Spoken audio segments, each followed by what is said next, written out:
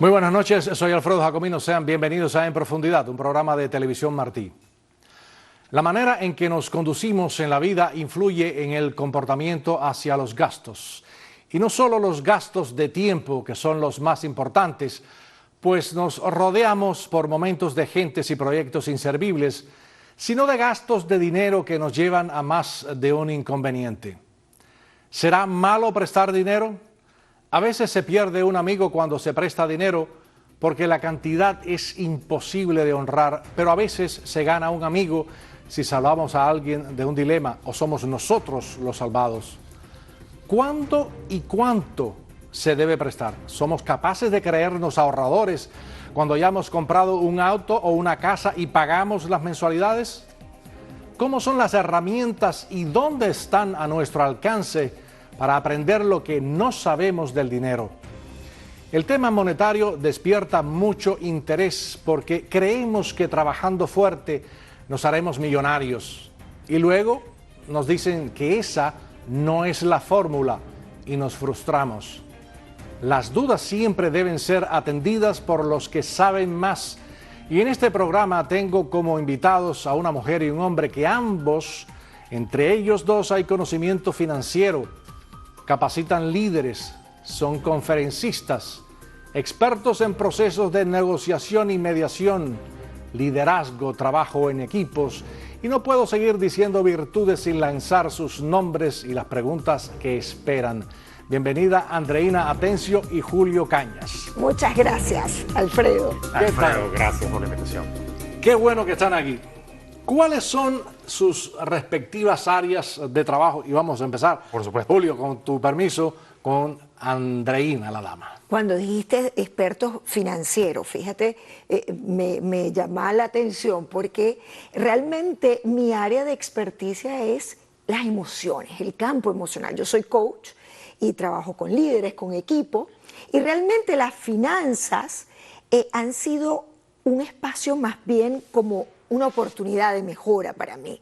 Es decir, cuando yo veo que llegan a mi casa los correos y que se acumulan correos y dicen urgente, tiene que abrir de inmediato, a mí esas cosas me estresan. Esa es la verdad. Yo siento que yo he sido bien competente en manejar mis emociones y en trabajar con sistemas para que también lo hagan.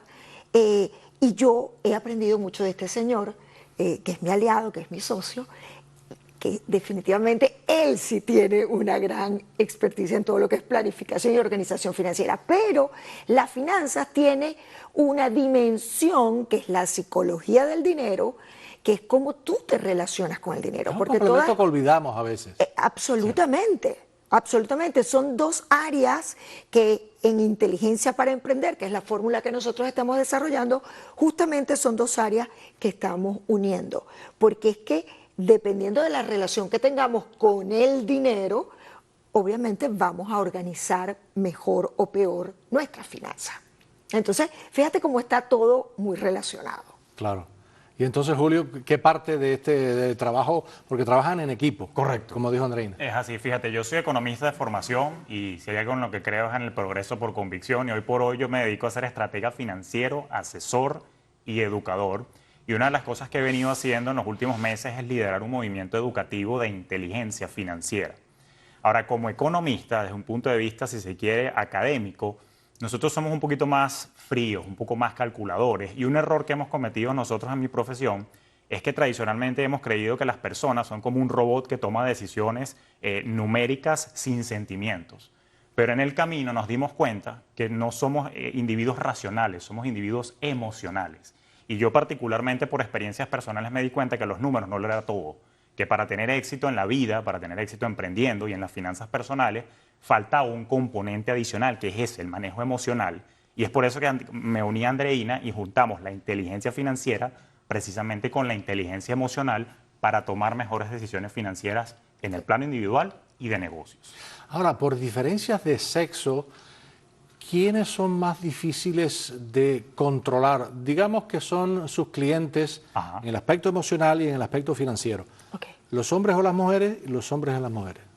A ver, en el aspecto emocional, generalmente las mujeres hemos sido las que nos hemos ocupado y profundizado en la materia. Sin embargo, yo veo que hay cambios interesantes y el hombre está buscando, porque entiende la importancia de la inteligencia emocional. Entonces yo diría que estamos viviendo una época en la cual ambos, tanto el hombre como la mujer, están profundizando en estos temas. Y las mujeres, que generalmente somos más emocionales, nos estamos interesando y tú lo puedes confirmar, como las mujeres cada vez pues queremos ahorrar, estamos como muy paradas en la ambición de lograr nuestras metas, más cuando tocamos la parte emocional es yo quiero lograr el éxito, yo quiero llegar a tener muchas cosas, más no quiero sufrir en el camino al éxito. Y ahí es cuando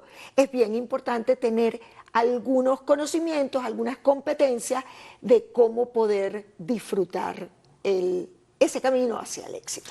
Quizás lo que vaya a decir ahora le pueda parecer machista, pero conozco algunas mujeres que se curan el estrés siendo compulsivas a la hora de comprar cosas que no necesitan en ese momento, pero es una forma de aliviarse. Sí, o sea, te sorprendería, y ese fenómeno que tú mencionas psicológicamente se llama terapia de compras. Definitivamente no tiene nada de terapéutico, pero lo que ocurre normalmente es que cuando tú vas a un centro comercial, y no te creas, no le pasa nada más a las mujeres, hay hombres también que lo hacen, es porque tú necesitas una gratificación instantánea. Cuando tú sales de compras, normalmente lo que estás buscando es adquirir esos productos materiales que te autodefinen y que te hacen sentir mejor. Vamos con un ejemplo.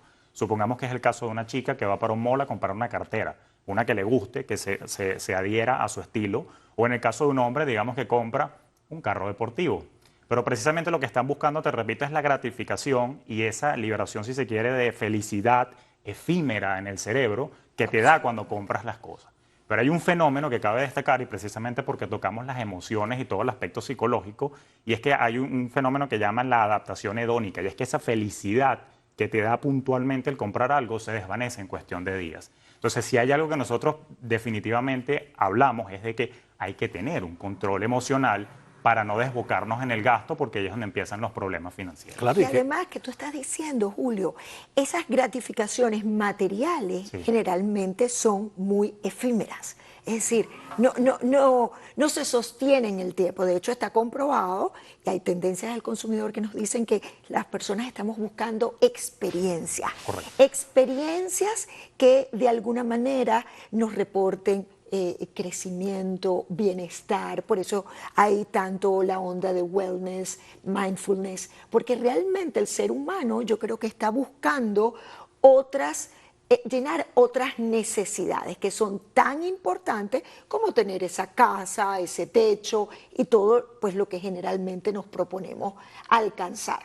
Sí. Claro, y una compra compulsiva puede conducir o a una pérdida de dinero o a un compromiso a largo plazo. Porque si se compran cosas caras, hay que honrar y peor aún si lo haces a crédito, Alfredo. Y ahí es donde empiezan los problemas, particularmente aquí en Estados Unidos, que es una economía muy de consumo. Pero si bien es cierto, es muy válido lo que está comentando Andreina, es que también hay como un despertar en la sociedad y últimamente, a pesar de ser una sociedad consumista, estamos entendiendo que hay una economía de la experiencia. Y de hecho lo estás viendo sobre todo muy marcado en las nuevas generaciones, particularmente los millennials, que para el 2020 ya van a ser 50% de la población laboral en los Estados Unidos. Precisamente ya está entendiendo esa generación que es preferible pasar un buen rato, un buen viaje, a tener el carro de último modelo o el celular de último modelo. Esos cambios de tendencia son súper interesantes para la economía. ¿A qué público está dirigido el trabajo que ustedes hacen?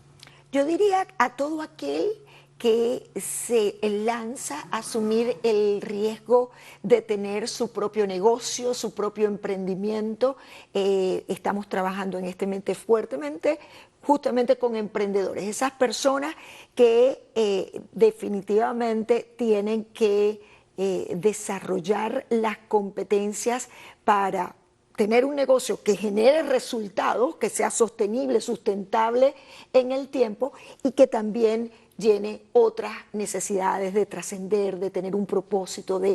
Yo siempre tengo esta expresión, Alfredo, y yo quisiera que el mundo que yo dejara cuando me fuera sea mejor que el mundo que yo encontré. Entonces, obviamente, no es suficiente con que yo tenga un retorno a mi inversión, que yo me sienta bien, sino que yo sienta que realmente mi mensaje, mi rol en este mundo está impactando positivamente la vida de otros. Entonces, yo creo que vivimos un momento en que cualquier negocio, cualquier emprendimiento, si no llena eso que le da sentido a nuestra vida, pues realmente no llena el corazón, digamos, no llena las emociones. ¿Y por qué, Julio, hay personas que nunca salen del oscurantismo a la hora de saber multiplicar el dinero? No aprenden. Sí, yo creo que es un tema que viene por un condicionamiento, y aquí es donde vuelven otra vez al tapete el tema de las emociones.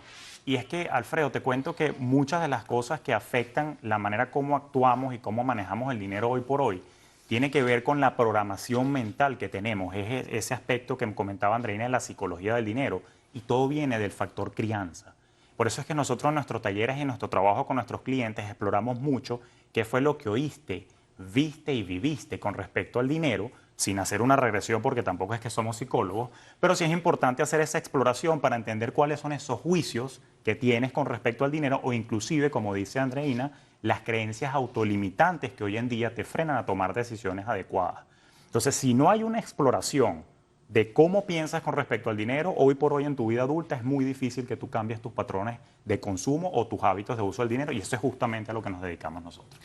Andreina, ¿se nace con visión para el dinero o se aprende por el camino a tener una visión de cómo hacer dinero? Yo creo los dos. Porque definitivamente hay personas que nacen en familias donde han visto que sus papás tienen éxito, tienen empresas, generan empleo. Obviamente esas personas seguramente tienen unas condiciones porque sus creencias son positivas hacia la gente rica, hacia el dinero, hacia el endeudamiento, hacia el préstamo. Es decir, son personas que crecen en un sistema que favorece todo ese tipo de transacción. Sin embargo, yo he visto personas que nacen en hogares muy humildes y justamente por tomar la decisión de diferenciarse del origen, se distancian y deciden emprender una carrera exitosa. Entonces yo creo que el ser humano tiene la capacidad para revisar todas esas creencias de las que habla Julio, cuestionarlas y crear las suyas propias. Lo que pasa es que generalmente eso se llama esas cosas que integramos, esos introyectos, que a veces no los diferenciamos. No soy capaz de diferenciar lo que eran las voces de mis padres de las mías propias. Entonces yo creo que es bien importante saber que el ser humano sí es capaz de cambiar, pero tienes que tener conciencia de cuáles son esas creencias que en un momento dado te pueden limitar o te pueden potenciar. Y entender que a veces que salir de un círculo que te atrapa por generaciones, ya sea, sí, te atrapa de diversas maneras. Oh, sí. Y tienes que querer salir. Julio, sí, hay empresarios súper exitosos, súper millonarios que dicen: no hay que salir a perseguir el dinero, hay que buscar la manera de que el dinero te persiga a ti. Sí, eso es correcto. De hecho, hay una analogía muy interesante que utilizo yo en el mundo del emprendimiento y que me permite compartir acá con ustedes y a quienes nos ven y escuchan. Y es que es tal cual, el dinero, tú puedes andar con una canasta para tratar de atrapar mariposas en el campo, o tú te encargas de sembrar tu propio jardín y atraer a las mariposas. Y eso era algo que creo que comentábamos antes de que arrancáramos este segmento, es que no se trata de trabajar más duro, se trata de trabajar de manera más inteligente para conseguir el dinero. Les pido disculpas de antemano, pero hay un ejemplo muy odioso que utilizan en la literatura financiera, y es que dicen que si los obreros de construcción, que trabajan durísimo en unos horarios grandísimos, o sea, de verdad trabajando duro, hicieran mucho dinero, entonces ya fueran millonarios. Ahí hay algo que hay que analizar. No es un tema de intercambio de horas por dinero, es un tema de cómo maximizar tu valor comercial o del producto y servicio que haces como emprendedor y ver cómo maximizas ese valor y esa generación de dinero precisamente en las mismas 24 horas que todos tenemos. ¿Cómo considera Andreina el hecho de prestar dinero? ¿Es un acto bondadoso, pero a veces es un inconveniente prestarlo? ¿Y cuánto sería una cantidad que nos hace quitar el sueño por si no nos las devuelven? A ver, yo creo que cuando tú hablas de prestar dinero, obviamente si tú a mí me vas a pedir prestado algo que está fuera de mi capacidad, lo más sensato es que yo, aun cuando te estime muchísimo, yo tenga la asertividad para fijar límites y para decir mi capacidad está hasta aquí. Entonces yo creo que es bien importante, obviamente, conocer a la persona con la que tú estás estableciendo la relación, porque ahí tiene que haber confianza. La confianza es la que mueve cualquier transacción. Ahora, yo sí creo que hay personas que pueden, por falta de asertividad, porque no tienen la competencia de decir no o hasta aquí o yo puedo de esta manera y fijar condiciones, yo sí creo que mucha gente puede complicarse la vida cuando, digamos, lo afectivo está divorciado de lo estrictamente financiero y económico. Y yo creo que en materia económica definitivamente hay que tener las cosas pues como muy bien establecidas, ¿no? Hace muchos años, y creo que esto era estándar en muchos países, la palabra valía, la palabra era un certificado en el cual se creía y se respetaba. Después de mucho tiempo, en varios lugares, la gente prefiere las cosas firmadas. ¿Por qué hemos llegado a ese extremo? Claro, porque se ha perdido el sentido de la promesa. Eso es promesa. Mi papá, yo recuerdo que decía que en su época los hombres se quitaban un pelo del bigote y lo ponían en la mesa como señal de esa promesa de un fiel cumplimiento. Yo sí creo que la impecabilidad, y a mí me encanta hablar de impecabilidad en las relaciones, en los equipos de trabajo, cuando tú haces una promesa, si yo te digo, mañana te llamo a las 5 de la tarde, pues si yo no voy a poder cumplir con mi promesa, yo tengo que escribirte al menos, se me complicó una hora antes. Igual es, o mucho más con el tema del dinero, porque obviamente es mucho más delicado. Pero cuando la palabra vale, no deberíamos tener que firmar tantos documentos. Ahora, yo no consigo que un banco me dé dinero a mí sin que yo firme documentos. Entonces yo creo que sí hay algunos procedimientos que ameritan la formalidad, pero al mismo tiempo hay otros entre esas personas en las que tú confías, que tú dices la palabra, por ejemplo, de Alfredo, yo sé que es santa palabra y yo me puedo dormir tranquilo porque yo estoy creyendo en tu impecabilidad. Julio, y voy a leer aquí algo que tiene que ver con el trabajo que ustedes hacen. La inteligencia financiera en el plano educativo contempla 3 disciplinas: cultura financiera, neurofinanzas y pensamiento de diseño. Correcto. ¿Puedes explicar brevemente esas 3 características? Sí, cómo no, fíjate, yo describo la inteligencia financiera como un set de habilidades que absolutamente todas las personas podemos desarrollar, no nacemos con ellos, sino que las podemos nuevamente desarrollar a lo largo de nuestras vidas. Y eso que tú mencionas son los 3 pilares fundamentales, porque a lo largo de mi trayectoria como asesor financiero y por experiencias propias de vida que hemos tenido, Andreina y yo, nos dimos cuenta que el éxito financiero no es nada más conocer cómo funciona una tasa de interés, cómo funciona una tarjeta de crédito, cómo pagar los impuestos, sino que también está el componente emocional y de psicología del dinero precisamente, y eso es un campo relativamente joven en la academia, que son las neurofinanzas y finanzas conductuales. Es decir, que el segundo pilar para el éxito financiero es entender cómo funciona tu mente desde el punto de vista emocional y de pensamiento, pero también cómo reacciona el cerebro a nivel químico. Volvemos atrás al punto cuando con la terapia de compras, precisamente tú tienes una liberación ahí de endorfinas y de alegría y satisfacción, pero eso es efímera. Si tú no entiendes que tu cerebro te va a hacer una jugarreta, puedes tomar malas decisiones. Y el tercer pilar que mencionas, el pensamiento de diseño, es una disciplina que yo importo de una consultora de California que se llama IDEO, que básicamente lo que plantea es que es una metodología de búsqueda de soluciones que realmente yo pueda poner en práctica en mi vida, porque no basta con saber de finanzas, no basta con entender a mi cerebro, sino que yo también necesito entender mi entorno y cómo uno los puntos para yo ir pasando o sobrellevando los obstáculos que se me van presentando en la vida. Cuando tú unes esos 3 pilares, esos son los componentes de inteligencia financiera en particular, que ahora se unen al componente de inteligencia emocional con Andreina. Muy bien. Andreina, Hay una pregunta que muchas personas obviamente se hacen a lo largo de su vida. ¿Cómo se puede hallar el balance ideal entre ahorrar dinero y no dejar de vivir al mismo tiempo? Muy importante. Fíjate, eso a mí me conecta con qué vas a privilegiar tú, el tiempo o el dinero.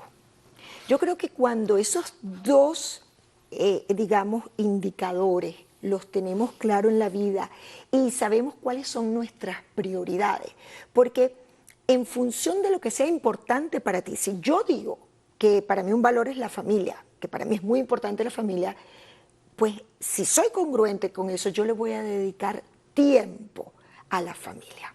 Yo observo en esta sociedad, yo vengo de Venezuela, y no es que allá la búsqueda del dinero también genera mucho trabajo, mucha dedicación, probablemente en este momento más, pero yo creo que la sociedad americana gira mucho en torno al dinero y sacrifica el tiempo. Entonces yo creo que de acuerdo a la etapa de vida también, ese balance será más importante. Si, por ejemplo, los millennials están en una edad, en una etapa de producir, de generar, de lograr cosas. Probablemente a esa edad yo sí creo que se sacrifica un poco el balance, aun cuando yo me asombro hoy en día, cada vez veo más gente con mucha conciencia de que si esto me hace daño, no lo hago. Si este tipo de trabajo no me hace feliz, pues no es a lo que yo me dedico. Y yo creo que cuando estamos muy claros en qué es lo que nos genera bienestar y lo que no, porque a mí el trabajo yo lo tengo que aceptar, me apasiona. Entonces eso me genera bienestar. Entonces yo creo que ahí yo estoy logrando ese tan anhelado balance. Pero es muy particular, obviamente, dependiendo de la generación a la cual perteneces, de tu estado civil inclusive, claro, de tu época de vida. Es decir, yo creo que eso determina la elección que hagamos en un momento dado para privilegiar nuestra vida personal o nuestra vida profesional y laboral. Claro. Alguien dijo un día que si esperas a retirarte para empezar a vivir, has esperado demasiado tiempo. Es correcto. Julio, si es malo morirse sin un centavo en el bolsillo, ¿no sería peor morirse con $1 millón en el bolsillo? Terrible. Es terrible, sí, estoy absolutamente cierta la frase. O sea, tú no quieres ser el muerto más rico del cementerio, eso no tiene sentido alguno. Y eso fíjate que se enlaza precisamente con los parámetros de vida que tú quieras desarrollar para ti, todo lo que sea tu significado de bienestar. Es muy importante vivir tu vida en tus propios términos, es importante vivir. Porque de lo contrario, bueno, ¿para qué estás haciendo esa gran acumulación de riqueza? Es verdad, lo comentábamos antes de arrancar el segmento, Andreina decía, bueno, pero le puedes dejar algo a los hijos. Es cierto, digamos, puedes dejarle ciertas, digamos, bienes o ciertos acomodos, pero yo creo que es más importante en todo caso dejarle valores a la siguiente generación, claro, pero uno vivir la vida en pleno, porque si algo que no me han demostrado lo contrario es que solo se vive una vez. Sí. Eso es muy importante. Sí. Ahora, yo preferiría morirme dejando $1 millón que dejando 0. También, ahora. Pero habiendo vivido. Pero habiendo vivido. Exacto. Es decir, no es que yo viví sacrificada sin poder hacer una cantidad de cosas. Por dejar algo. Por dejar algo, definitivamente. Bueno, Andreina, la gente actualmente, como todo en la vida, quiere tener las cosas rápidas. Si tiene un dolor de cabeza, no espera a que el organismo cure ese dolor de cabeza pacientemente, sino que empieza a tomar pastillas porque quiere que el dolor de cabeza se le quite ya. Sí. Y la gente que quiere dinero, obviamente, quiere tener el dinero ya. Eso entra en un conflicto emocional. ¿Cómo podemos curarnos de esa ambición de querer tener dinero ya?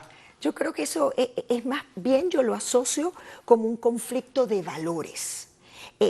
Cuando has crecido en un ambiente familiar en donde se le da tanta importancia al dinero, probablemente los hijos tienen la tendencia a quererlo encontrar, o si han sido hijos con todas las necesidades resueltas y no han tenido, digamos, que esforzarse por lograr las cosas, probablemente entonces se caiga en que se aspire a obtener dinero fácilmente. Y el dinero fácilmente, a ver, sí hay casos, ¿no? Hay gente con mucha visión de negocio, pero yo sí creo que en muchos casos llega a ser hasta una enfermedad, llega a ser algo compulsivo que trae problemas en la familia, trae una cantidad de resultados que no quisiéramos tener, claro. indeseables. Julio, Andreina ha mencionado una palabra a la cual me voy a referir ahora, familia. Sí. ¿Hasta qué punto es bueno, cuáles son los pros y los contras de hacer negocios entre familiares? Wow, eso cito algo que ella ya comentó. Mientras tengas todo relativamente delimitado y dicen que cuentas claras conservan amistades y también familiares.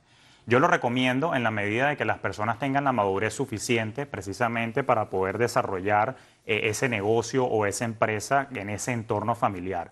Porque si hay una de las cosas que nosotros tocamos en nuestro taller, que la próxima edición es casualmente el 14 de septiembre, sábado, que lo vamos a hacer acá en Miami, en Bossa Brewing, donde precisamente hablamos de inteligencia emocional y financiera para emprender. Una de las cosas que ya enseñamos es precisamente que hay que saber relacionarse y una de las claves más aún es hacerlo cuando es con familiares. Nuevamente, hay que delimitar bien cuáles son los espacios porque con un familiar, sobre todo en el caso de quienes emprenden en pareja, estás conviviendo 24 horas al día, 7 días a la semana, 365, con tu pareja, no solo en el negocio, sino también en el plano personal. Entonces hay que saber dividir los espacios y tener la madurez de tener una excelente comunicación, que es otra de las cosas que nosotros hablamos en nuestro taller. Si estamos ahorrando dinero y el dinero que estamos ahorrando es menor que la subida del costo de la vida, ¿estamos perdiendo el tiempo y el dinero? Sí, definitivamente. O sea, al momento de ahorrar, el momento de invertir, una de las recomendaciones que se dan es precisamente tratar de ganarle a la inflación, que es el término que utilizamos los economistas cuando el dinero empieza a perder su poder adquisitivo. Así que como mínimo, y aquí en los Estados Unidos en los últimos 20 años la inflación ha sido de 2,5%, hay que invertir a una tasa o ahorrar a una tasa igual o superior a este 2,5 para no perder el valor del dinero. Bueno, antes de concluir el programa, que nada más que quedan 20 segundos, ¿dónde es el seminario que van a dar? En una cervecería, lo hemos querido hacer en un ambiente industrial, Bossa, eso está en Little River, y va a ser el 14 de septiembre de 9 a 2 de la tarde. Bueno, pues les deseo muchísimos éxitos y que la gente que no ha podido salir del oscurantismo financiero lo haga con ustedes. Muchas gracias, Andreina, muchas gracias, Julio. Encantado. Gracias a ustedes por ser testigos de este programa en profundidad. Hasta un próximo encuentro. Chao.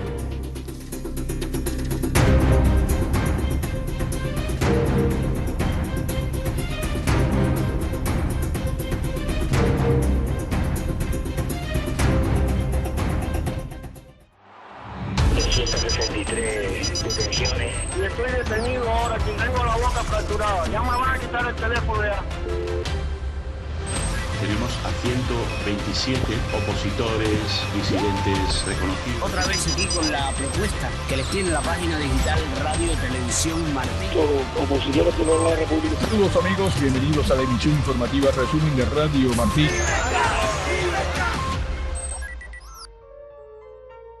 Fue algo providencial de que la diócesis se fundó en octubre de 58, unos meses antes de la Revolución Cubana.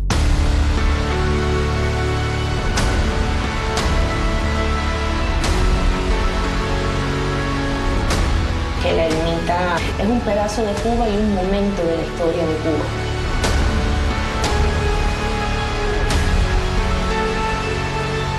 Un signo realmente que hablara del pueblo, de su fe, de su patria.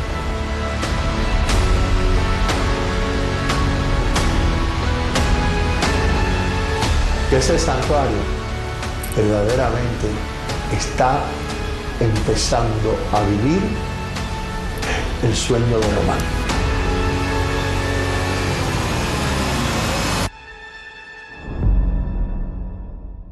Opiniones, denuncias, noticias, cualquier información desde Cuba puede ser reportada al momento a través de un mensaje de texto. El número es 0041 79 807 2250. Podrían aplicarse cargos por mensajes y texto de acuerdo con su plan de servicio.